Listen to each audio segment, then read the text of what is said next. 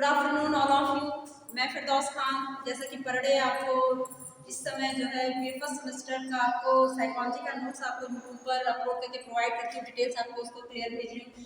Short videos में मैं second semester का भेज रही हूँ। इस समय सेकेंड सेमेस्टर स्टैटिस्टिक्स, मैंने कहा था कि मैं आपको स्टैटिस्टिक्स पढ़ाऊंगी। पहले ये आपका फर्स्ट सेमेस्टर का डिटेल्स कंप्लीट हो जाए, उसके बाद मैं आपको सेकेंड सेमेस्टर का जो है जब स्टैटिस्टिक्स पढ़ाना होगा मैं आपको पढ़ाऊंगी। ठीक है, तो मैंने फर्स्ट यूनिट आपको डिटेल समझा दी, मैंने आपको सेकेंड यूनिट का डिटेल समझा दी, मैंने आपको थर्ड यूनिट का भी डिटेल समझा दी। आज मैं आपको फोर्थ यूनिट पढ़ाऊंगी, साइकोलॉजी का फोर्थ यूनिट। ठीक है, तो ये आप देखिए लिखा होगा बीए। बीए जो है आपका फर्स्ट सेमेस्टर। ठीक है, BA first semester, BA first semester.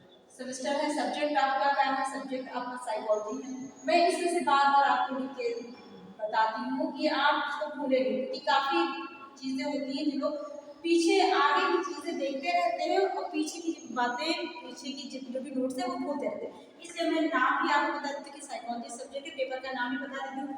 Paper का नाम मैंने आपको बताया था कि फंडामेंटल्स ऑफ साइकोलॉजी। ठीक है, फंडामेंटल्स। ठीक है, fundamentals of psychology, fundamentals of psychology. मैंने जैसे आपसे पहले भी कहा कि आप इसको फाउंडेशन ऑफ साइकोलॉजी भी कह सकते हैं, आप इसको फंडामेंटल्स ऑफ साइकोलॉजी भी कह सकते हैं, आप इसको जनरल साइकोलॉजी कह सकते हैं, आप इसको जो है आधार, एक बेसिक ऑफ साइकोलॉजी भी कह सकते हैं। ठीक है, तो आज मैं यूनिट आपको fourth पढ़ाऊंगी, unit fourth.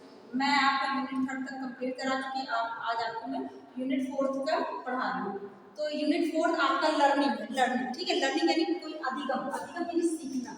Unit fourth आपका है लर्निंग। लर्निंग मतलब होता है कि आप कोई चीज़ सीख रहे हैं अपनी लाइफ से लेके, या लर्निंग जो है अपनी लाइफ प्रोसेसिंग, जो आप कभी भी लाइफ टाइम प्रोसेसिंग है, आप कभी भी सीख सकते हैं, कोई दिक्कत नहीं है। तो जैसे मनुष्य एक सामाजिक प्राणी है जो दुनिया में आने के बाद उसको कई व्यवहारों को सीखना रहता है, काफ़ी चीज़ों को सीखना रहता है। अगर कोई बच्चा छोटा सा है तो वो अपने माँ बाप के पास रहना, बोलना सीखना, माँ से स्नेह मोहब्बत वो अपने माँ से सीखता है, बाप से कुछ सीखता है, फिर दूसरा, फिर उसके बाद जब बच्चों का एडमिशन कराते हैं, स्कूल जाते हैं, वही बच्चे स्कूल में रहता है, अपने आस पास पड़ोस जो है बच्चों के साथ पढ़ना लिखना सीखता है, उठना बैठना सीखता है, उसकी हैबिट क्या है, उसके नेचर के सारे सीखता है। कुछ चीज़ें होती हैं जो अपने पड़ोसियों के बीच में रह के सीखता है। धीरे धीरे यही चीज़ एक लर्निंग प्रोसेसिंग बनती जाती है। वो कभी भी लाइफ में हर चीज़ सीख सकता है, पढ़ाना लिखाना हर चीज़ वो सीखता रहता है। ठीक है, तो अधिगम सीखना एक अत्यंत संप्रत्यय है जो सतत प्रक्रिया, यानी अधिगम जो है जो हमेशा कॉन्टिन्यूस प्रोसेस है, ये हमेशा चलता रहता है। आप लाइफ में किसी भी मोड़ पे कोई भी चीज़ सीख सकते हैं, क्योंकि इसकी कोई उम्र नहीं होती। जैसे कहते हैं कि इल्म की, एजुकेशन की, शिक्षा की कोई उम्र नहीं होती। शिक्षा आप कभी भी सीख सकते हैं, हुनर आप कभी भी सीख सकते हैं। अब ये आपके व्यवहार पर डिपेंड करता है कि आप कोई चीज़ सीखने में कितने सक्षम है, कितना टाइम लगाते हैं, कितना अपना टाइम वेस्ट करते हैं। जो लाइफ है उसको वेस्ट नहीं करना चाहिए, क्योंकि कहते हैं कि समय ऐसी चीज़ है जो आपको दोबारा वापस नहीं मिलता है। कल आप छोटे बच्चे थे आज धीरे धीरे देखते टाइम बीतता जाता है। व्यक्ति क्या होता है कि वो 20 साल का, 20 साल से 40 साल का, 40 साल से 60 साल का, एक वक्त ऐसा आता है कि वो दुनिया से भी चला जाता है, एक्सपायर कर जाता है, एक दिन न एक दिन उसकी मृत्यु हो जाती है। तो जो लाइफ है, आप लाइफ को अच्छे से, अगर कुछ सीखना है तो सीखिए जो आपकी लाइफ में काम है, वेस्ट चीज़ें नहीं सीखिए। बहुत लोग होते हैं कि बस गेम में बिजी रहते हैं, गेम में तो उससे आप देखते हैं तो माइंड डिस्टर्ब है। ठीक है, वो भी एक प्रक्रिया, वो भी एक प्रोसेस है कि आप सीख रहे हैं, गेम की चीज़ें सीख रहे हैं, लेकिन ऐसी चीज़ें सीखें जो लोगों को दीजिए, लोगों को बताइए तो वो आगे बढ़े, ना कि वहाँ पे स्टॉप हो जाए। ठीक है, तो अधिगम को जो है मैगास महोदय ने कहा कि learning is a change in performance as a function of practice, यानी प्राणी जो कोई चीज़ सीखता है, किसी कारणवश किसी चीज़ को सीखता है तो परिवर्तन लाने के लिए कोई चीज़ सीखता है। ठीक है, अगर मान लीजिए कहीं किसी परिवार में कला है, लड़ाई झगड़ा होता है, तो सामने वाले उसको देख के बच्चों ही सीखते हैं। बड़ों में जब लड़ाई होती है तो बच्चे उससे सीखते हैं कि मेरे घर की जो रीति रिवाज है, या मेरे घर में जो कला है, मेरे घर में जो परिवार है, एक दूसरे से कितना लड़ रहे झगड़ रहे, कैसे इसको आगे बढ़ाना, डेवलपमेंट वहाँ नहीं होता है। वही चीज़ है, अगर बच्चा आप प्यार मोहब्बत से रखेंगे, अच्छी अच्छी बातें बताएंगे, सारी चीज़ें पढ़ाई लिखाई की बात बताएंगे, तो वो क्या बच्चा वही सीखेगा। जो आप सिखलाएंगे, जो आप दिखलाएंगे बच्चों को, वही बच्चा सीखेगा। वही, क्योंकि ये लाइफ है, ये बॉडी है, बॉडी स्ट्रक्चर है, ये प्रकृति का, ये नेचर का रहा है कि जो चीज़ सामने दिखेगा बच्चा वही सीखेगा। ठीक है, ट्रेंड जो है, trend bank learning is the modification of behaviour, thought, experience and training, यानी अधिगम अनुभव और परिशिक्षण के परिवर्तन है। यानी आप जो चीज़ सीख रहे हैं, कोई चीज़ सीख रहे हैं तो वो आपके परिवर्तन पर डिपेंड करता है कि कैसे आप उसको चेंज करेंगे, कैसे आप व्यवहार को। अब ऐसा नहीं कि दूसरे के व्यवहार गलत है तो आप भी उसी में जबरदस्ती सीख, तो ऐसा कुछ नहीं। बच्चा बचपन से सीखते हैं, कहते हैं कि बच्चे जो होते हैं कच्ची मिट्टी के घड़े होते हैं, तो जैसा आप उनको जिस सांचे में ढाल लेंगे वो वैसे ही ढलते चले जाएंगे, उसी के अकॉर्डिंग वो व्यवहार करते हैं। अगर आप बच्चे को अच्छा जो है माहौल देंगे, अच्छे इन्वायरमेंट देंगे, अच्छी स्टडी देंगे, अच्छी फैमिली देंगे, तो बच्चा वही चीज़ सीखेगा। लेकिन अगर इसका इन्वायरमेंट गलत है, गलत उसकी सारी चीज़ें हैं, गलत बिहेवियर में जा रहा है, गलत लर्निंग उसकी हो रही है, तो एक्सपीरियंस भी उसके पास गलत ही आएगा। ठीक है, फिर आपका वुडवर्ड महोदय का सीखना एक विकास प्रक्रिया, यानी जब आप कुछ सीखेंगे तो विकास होगा, उसका डेवलपमेंट होता है। अच्छी चीज़ें सीखेंगे तो डेवलपमेंट। अब चोर चोरी करना सीखता है तो वो डेवलपमेंट तो होता है, ठीक है वो बड़ा, लेकिन एक विधि क्या है उसका अंत होना है, क्योंकि जो बुराई होती, जो त्रुटियां होती, कहीं ना कहीं एक नहीं दिन वो उसके खत्म हो जाता है, वो कहीं ना कहीं उसकी एक दिन एंडिंग होती है। तो जो गलत चीज़ें हैं, जो लोभ है, जो लालच, ये सब सीखेंगे तो कहीं ना कहीं गलत चीज़ों का अंत हो। लेकिन वही चीज़ अगर अच्छाई चीज़ आप सीखेंगे, अच्छी चीज़ आप सीखेंगे तो वो बढ़ोतरी होगी, उसका डेवलप होगा। ठीक है, तो learning is a life long process, यानी जिंदगी में जो आप कोई चीज़ सीख रहे हो लाइफ टाइम है, आप कभी भी कोई चीज़ सीख सकते हैं, बचपन से लेके जब तक आपकी उम्र है तब तक आप कोई चीज़ सीख सकते हैं। तो साइकोलॉजी में जो है पावलोव महोदय हैं, जो रूस के हैं, इवान पावलोव महोदय जो रूस के प्रवर्तक हैं साइकोलॉजी के, जिन्होंने ये बताया कि भूख भूख उन्हें बताया कि भूख जब लगती है तो कैसे अनुभव करता है। तो उन्होंने एक कुत्ते पे किया, पावलोव महोदय ने। ठीक है, पावलोव महोदय ने किया, पावलोव महोदय ने किया कि जो है कैसे जो है आप किसी चीज़ को सीखते हैं।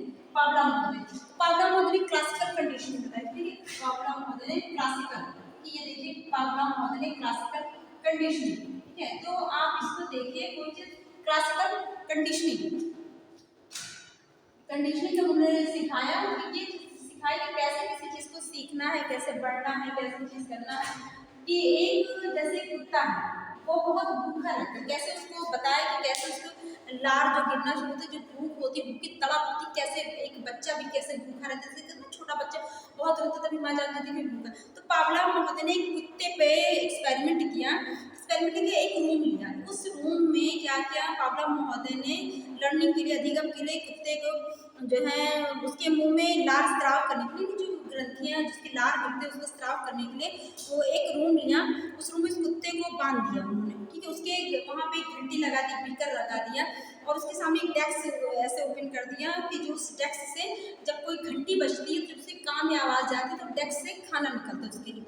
तो ये प्रैक्टिस कई बार होता रहा। पावलोव ने अनुबंधन में दिया कि सन 1904 में उन्होंने संपन्न किया कि पहले भोजन को प्रस्तुत करने के लिए कुत्ते के मुंह में लार का स्त्राव होता है। भाई अगर भूखा है तो मुंह में, पेट में, जैसे बच्चे के पेट में दर्द होगा, लेकिन जानवर नहीं कह सकते ना, इंसान कह सकता है, बच्चा रोता है कह सकता है, लेकिन जानवर नहीं कह सकते ना, वो रो सकता है ना, आपसे मांग सकता है। तो उसके स्त्राव के लिए कि कुत्ते के क्या है मुँह से लार गिरने लगता है जब उसको भूख लगती है। तो एक उन्होंने क्या किया, एक बीकर बनाया और उस बीकर से आवाज़ आती थी, घंटी बजती थी, जब घंटी बजती थी तो उस बॉक्स से खाना निकलता था, तो कुत्ता वो भोजन ग्रहण कर लेता था। तो एक वक्त ऐसा आया कि वो घंटी बजने से पहले ही धीरे धीरे के जो कई बार उस चीज़ को प्रोसेसिंग पे लाया गया, कई बार उसकी प्रक्रिया स्टार्ट हुई, एक बार, दो बार, तीन बार, चार बार, कई बार उसको प्रोसेस किया गया। तो क्या हुआ, एक वक्त ऐसा आया कि जब भोजन गिरने से पहले कुत्ते के मुँह से स्त्राव गिरने लगी, उसको भूख लगने लगी, उसको पता चल गया अब खाना मिलने वाला है। तो ये पावलोव महोदय ने कुत्ते पे किया था। क्लासिकल अनुबंधन में है कि कुत्ता जब भोजन दिया जाता है तो उसकी घंटी बजाई जाती है, यह क्रिया बार बार दोहराई जाती है, भोजन देखते ही कुत्ते के मुंह में लार बहने लगता है, और बाद में घंटी की आवाज़ देकर जो कुत्ते में उसके अंदर एक विलंबता जो है होने लगती है, जिससे पाया कि घंटी की ध्वनि से उसके मुंह से जो घंटी की आवाज़ बजती, उसके आवाज़ से उसके मुंह से लार गिरना शुरू होता है कि अभी भोजन निकलेगा। ठीक है, तो ये चीज़ है। फिर इसको नैमित्तिक कंडीशन, इसको जो है एक और बताया गया है, जिसमें जो है महोदय ने बताया कि ये नैमित्तिक इंस्ट्रूमेंटल कंडीशन एक ये हो गया। ठीक है, फिर आपका सेकंड इसमें बताया गया इंस्ट्रूमेंटल कंडीशन, जो जिसको नैमित्तिक बोलते हैं, इंस्ट्रूमेंटल। ठीक है, ये इंस्ट्रूमेंटल कंडीशन हो गया जो आपके किसी चीज़ को उस प्रोसेसिंग में डेवलप करता है कि कैसे उसको आप डेवलप कर सकते हैं। तो इसमें क्या नैमित्तिक अनुबंधन में प्राचीन अनुबंधन से भिन्न होता है, वो अलग उससे होता है। उसकी बुनियादी चीज़ें होती हैं जो उसके जो उन्होंने 1913 में रखी गई बी एफ स्किनर महोदय जो थे, तो उन्होंने भी एक्सपेरिमेंट किया। बी एफ स्किनर महोदय ने क्या किया कि उन्होंने एक चूहे को लिया, एक रूम लिया, उस रूम में एक चूहे को बंद कर दिया एक बॉक्स में, चाहे रूम में, किसी में भी। स्किनर महोदय ने 1913 में इस चीज़ को रखा सामने कि हाँ, जो किसी चीज़ का आप इंस्ट्रूमेंट करेंगे, ऑपरेशन करेंगे, कैसे टाइप्स के कंडीशन होते हैं, जो अनुबंधन होते हैं कैसे टाइप के होते हैं। तो स्किनर महोदय ने एक बॉक्स लिया, उसमें एक लीवर फिट किया जिसके दबाने से भोजन की सामग्री गिरती है और चूहे उसे खा लेते हैं। इस प्रक्रिया को बार बार दोहराया गया है, ठीक है। उस लीवर को, उस बटन को, उस बीक को, कुछ भी आप कह सकते हैं, उसको बार बार दोहराया गया। चूहा जब भी जैसे आवाज़ सुनता था वो दौड़ के जाता, खाना गिरता था वो दौड़ के जाता था, खाना को वो भोजन ग्रहण करता। तो इस प्रक्रिया को, इस प्रोसेसिंग को कई बार किया गया, जिससे ये हो गया कि उसकी आवाज़ सुनते ही उसने ये व्यवहार सीख लिया कि जब घंटी बजती है तब खाना मिलता है। चूहा ये सीख लिया कि जब घंटी बजती है तब खाना मिलता है। तो इसके वाचिक अध्ययन वर्बल लर्निंग, वर्बल लर्निंग बताया गया, ठीक है। और किसी प्रकार की शाब्दिक जो होते हैं, जैसे शब्द होते हैं, वर्बल लर्निंग मतलब आप किसी को, दो टाइप की लर्निंग होती है। एक वर्बल लर्निंग होती है एक्सपेरिमेंटल, ठीक है, एक वर्बल, एक नॉन वर्बल। वर्बल लर्निंग होती है जब आप कोई चीज़ किसी से अपने मुँह से बताते हैं, सिखाते हैं, कोई चीज़ सीखते हैं, पढ़ाते हैं। जैसे पढ़ाई का काम है, व्यक्ति सीख रहा है, जैसे लिखित और क्या कहते हैं शाब्दिक, दोनों चीज़ें होती है ना। तो जैसे शब्द अगर कोई इंसान बोल रहा है तो उससे सीखते, कुछ लिख के सीखते, वो लिखित। तो वाचिक अधिगम यानी वर्बल लर्निंग में किसी प्रकार के ऐसे दिया गई तो अपना गद्यांश को याद करके उनका स्मरण करना ही वाचिक अधिगम कहलाता है। जैसे मान लीजिए कि किसी का उन्होंने जीवन परिचय याद किया, तो वो लर्निंग होगी, उसकी लर्निंग प्रोसेसिंग होगी, सीखने की जो प्रक्रिया है वो उसकी तेजी से बढ़ गई। तो इसमें जो है प्रायोगिक भी बताया गया। प्रायोगिक को जो है कई भागों में बांटा गया। एक्सपेरिमेंटल देखिए, इसमें बताया गया एक्सपेरिमेंटल भी बताया गया, एक्सपेरिमेंटल मेथड्स, यानी आप किसी चीज़ को प्रायोगिक करके भी सीख सकते हैं, ठीक है। यानी आप लर्निंग भी है, आपका जो है लर्निंग आप वर्बल भी है, नॉन वर्बल भी है। एक्सपेरिमेंटल यानी आप उसके साथ जो है प्रयोगात्मक कर सकते हैं, जिसमें प्रयोगात्मक में रिकॉल मेथड है, रिकॉग्निशन मेथड है, लर्निंग मेथड्स हैं, रिकंस्ट्रक्शन मेथड है। तो इसको इन्होंने जो है 3-4 टाइप में बांटा, ठीक है। इसको इन्होंने एक्सपेरिमेंटल मेथड्स को 4 टाइप का बताया गया। एक आपका रिकॉल मेथड, ठीक है, यानी आप किसी चीज़ को रिपीट करते हैं, रिकॉल मेथड। जब आप किसी चीज़ को दोबारा रिपीट करते हैं, पुनरावृत्ति स्मृति को जांचने के लिए सरल विधि का प्रयोग किया जाता है। इस विधि में जैसे किसी चीज़ को भूल गया हो और उसको याद करने की प्रक्रिया को रिकॉल कहलाता है, ठीक है। आपने किसी चीज़ को पहले पढ़ा होगा, कहीं देखा होगा, कहीं सुना होगा, फिर जब दोबारा वो आपके सामने वो चीज़ आती है तो आपको रिकॉलिंग हो जाती है कि हाँ, ये चीज़ मैंने देखा, ये चीज़ पढ़ा। फिर दूसरा इसका है रिकॉग्निशन, ठीक है, रिकॉग्निशन यानी किसी चीज़ को पहचानने, रिकॉग्निशन यानी आप किसी चीज़ को पहचान नहीं कर सकते हैं। जैसे होता है कि किसी चीज़ को आपने बहुत दिन के बाद देखा, पहचानने की प्रक्रिया, जो जांचने की प्रक्रिया होती है वो अलग होती है। तो इससे क्या होता है कि जब व्यक्ति आता है तो देखता है कि जो रिकॉग्निशन है, जो मैथड्स है उसके, वो आप पहचान के भी उसको कर सकते हैं। तो रिकॉग्निशन में मतलब जो बी.एफ. स्किनर महोदय ने किया कि रिकॉग्निशन को कि किसी चीज़ को पहचान के उस चीज़ को ऑब्जर्वेशन कह सकते हैं, उस चीज़ का आप एनालाइजिंग कर सकते हैं कि कैसे उस चीज़ को लर्निंग प्रोसेसिंग की जाती है, ठीक है। तो ये आपका रिकॉग्निशन हो गया। फिर इसमें आपका री लर्निंग क्या आ जाता है, फिर आपका री लर्निंग, ठीक है, यानी आपका री लर्निंग यानी आप किसी चीज़ को क्या कहते हैं, पुनः स्मरण, फिर से याद करने की लर्निंग में पुनः स्मरण किया जाता है। यानी धारणा जांच करने के लिए एबिंगहॉस महोदय ने सेविंग मेथड्स को इसमें बताया एक लर्निंग के लिए। यानी फिर आपका रिकंस्ट्रक्शन, ठीक है। फिर आपका डी देखिए, इसमें डी बताया कि एक्सपेरिमेंटल मेथड को 4 टाइप्स का, ये आपका हो गया जो है रिकंस्ट्रक्शन भी आपका ऐसे ही है, रिकंस्ट्रक्शन मेथड्स। तो रिकंस्ट्रक्शन मेथड में आपको ये बताया जाएगा कि जैसे मान लीजिए पुनः स्मृति, पुनर्रचना, दोबारा उस चीज़ को जब पुनः निर्माण किया जाता है। जैसे मान लीजिए कि एक संदर्भ, एक वॉरलेट है, वॉरलेट में अपने प्रयोजक को कहानियाँ सुनाता है, किसी चीज़ को कहानियाँ चित्र दिखा के बताता है। तो वो उसको क्या कहते हैं, उसमें अपने आप को जो है फिट कर लेता है, उसको वो दृश्य नजर आने लगता है, वो पुनर्निर्माण करने लगता है। जैसे मान लीजिए कोई कहानी आप पढ़ रहे हैं, जब कोई कहानी पढ़ते हैं आप, तो उस कहानी में पढ़ते पढ़ते ऐसा लगता है कि उस कहानी में खुद आप पहुंच जाते हैं। देखिए जैसे अक्सर छोटे बच्चे, पहले होता था कि पहले बहुत सारे प्रोग्राम्स आते थे, जो पहले एक बहुत मशहूर जो है प्रोग्राम थे 1999 में, 1995 में जो भी था, कि एक शक्तिमान प्रोग्राम आता था। तो शक्तिमान प्रोग्राम आता था जिससे बच्चे देखते थे, तो उसको उनकी सीख देखिए, वो लर्निंग थी, लर्निंग प्रोसेस में बच्चे सीखते। तो शक्तिमान जब आता था तो बच्चे देख के खुद वो करते थे। उसी तरह कपड़े पहनते थे, कपड़ा बिकने लगता था, कपड़े पहनते थे, वो खुद अपने आप को शक्तिमान समझने लगते थे, लोगों की मदद करने लगते थे, शक्तिमान की तरह वो घूमने लगते थे कपड़े पहन के। तो ये चीज़ है कि उस चीज़ को अपने आप को निर्माण, आप उसी उसमें ढाल में अपने आप को ढाल लिया। तो ये चीज़ हो गया। फिर आपका जो है बेसिक प्रोसेसिंग कंडीशन में भी आते हैं। बेसिक प्रोसेसिंग कंडीशन में जर्नल है, इसमें एग्जीक्यूटिंग है, स्टिमुलस जनरेशन है, डिस्ट्रीब्यूशन है, इसमें स्टैटिसिंग है, इसमें रेनफोर्समेंट है। अधिगम की विधियां भी है, अधिगम की विधियां यानी मेथड्स ऑफ लर्निंग, ठीक है। तो ये होती है मेथड्स ऑफ लर्निंग, ये देखिए मेथड्स ऑफ लर्निंग, कि आप लर्निंग को किस मेथड से याद कर सकते हैं, किस मेथड से आप इसको अपने माइंड में फिट कर सकते हैं। मेथड्स ऑफ लर्निंग, इसमें ये मेथड्स ऑफ लर्निंग को भी कई तरीके से बताया गया। इसमें आपको 4 टाइप से बताया गया, मेथड्स ऑफ लर्निंग को भी 4 टाइप से बताया गया। फर्स्ट इसमें आपको बताया गया ट्रायल एंड एरर मेथड, ठीक है। ट्रायल, ये आपका है trial, trial and error method, and error, ठीक है। एरर मेथड यानी आप किसी चीज को जब बार बार ट्राई करेंगे, बार बार उस चीज को प्रक्रिया करना शुरू करेंगे, तो गलतियां जरूर होंगी। तो जब गलती होंगी तो गलतियों से ही आप सीखेंगे। जब अगर आपका एक ही बार में कोई चीज कर रहे हो, एक ही बार में आपने सीखना है, तो वहाँ पे कोई गलती नहीं। लेकिन जब बार बार गलतियां होंगी तो गलतियों से ही व्यक्ति सीखता है, ठीक है। तो ट्रायल एंड एरर मेथड यानी किसी चीज को आप बार बार ट्राई करते, बार बार ट्राई करते, बार बार ट्राई करते, तो अंत में ये होता है कि आप उसको सीख लेते हैं। सेकंड इसमें बताया इमिटेशन, ठीक है। इमिटेशन मतलब अनुकरण करना, इमिटेशन, ये देखिए इमिटेशन।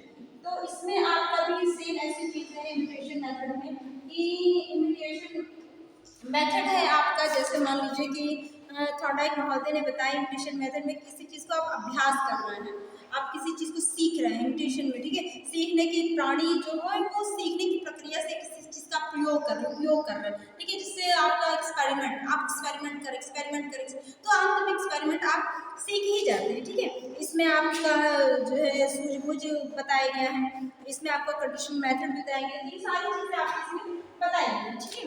फिर आपका इसमें इमिटेशन में जैसे मान लीजिए आप किसी चीज़ को सीख रहे हैं, जैसे मैंने अपने आप इमिटेशन की बातें कर रही थी, तो इमिटेशन जैसे मान लीजिए घर के भीतर कोई बालक है, घर के भीतर कोई बालक अपने माँ बाप को व्यवहारों का अनुकरण करते देखता है, ठीक है। जैसे मान लीजिए कि एक पति पत्नी सेक्स कर रहे हैं, ठीक है, और उस सेक्स रोल में लड़की और लड़के ने क्या किया, उस चीज़ को सीखा। अगर एक बार उनकी नज़र पड़ गई उस चीज़ को, तो वो क्या करते, उस चीज़ को रिपीट करते, वो भी देखते हैं। तो कहते हैं कोई भी चीज़ आप सीख करिए तो इस चीज़ को ध्यान से, क्योंकि सारी चीज़ें आपके व्यवहार में पड़ते हैं। जैसे सिनेमा घर है, आपका दूरदर्शन है, तो ये सारी चीज़ें क्या अवलोकन करती किसी चीज़ को सिखाने में। फिर आपका क्या है, सूझबूझ लर्निंग है आपका, ठीक है। इंसिक्टफुल, ठीक है, इंसिक्टफुल आता है, इंसिक्टफुल, ठीक है। आप इसमें देखिए इंसिक्टफुल में क्या है कि आप किसी चीज़ को देख के सीखते हैं। इंसिक्टफुल मेथड्स में आप दिखाया जाता है, इसमें सिखाया जाता है इंसिक्टफुल लर्निंग मेथड्स में, कि किसमें गेस्टार महोदय ने, कोफका महोदय ने बताया कि जब कोई समस्या का समाधान होता है, किसी समस्या की प्रॉब्लम है, प्रॉब्लम को निकलने के लिए पहले आप उसकी समस्या को समझेंगे, जानेंगे कि ये समस्या है, फिर समस्या को निकलने के लिए आप उसका प्रयास करेंगे। तो किसी समस्या के समाधान के लिए इसका फिर आपका कंडीशनल मेथड आता है, लास्ट में आपका कंडीशनल मेथड। कंडीशनल मेथड यानी आपकी सारी चीजें एक्सपेरिमेंटल पर डिपेंड है, कि आप जब एक्सपेरिमेंट करेंगे तब वो चीज सीख आती है। कंडीशनल मेथड्स के अकॉर्डिंग आते हैं, ठीक है। इसमें फैक्टर भी बताए गए हैं, कई फैक्टर बताए गए हैं जो है अधिगम के, जो factor learning factor, factors of learning बताए गए इसमें। फैक्टर्स ऑफ लर्निंग में यानी किसी चीज का, हर चीज का कारण, बगैर कारण का कोई काम नहीं होता।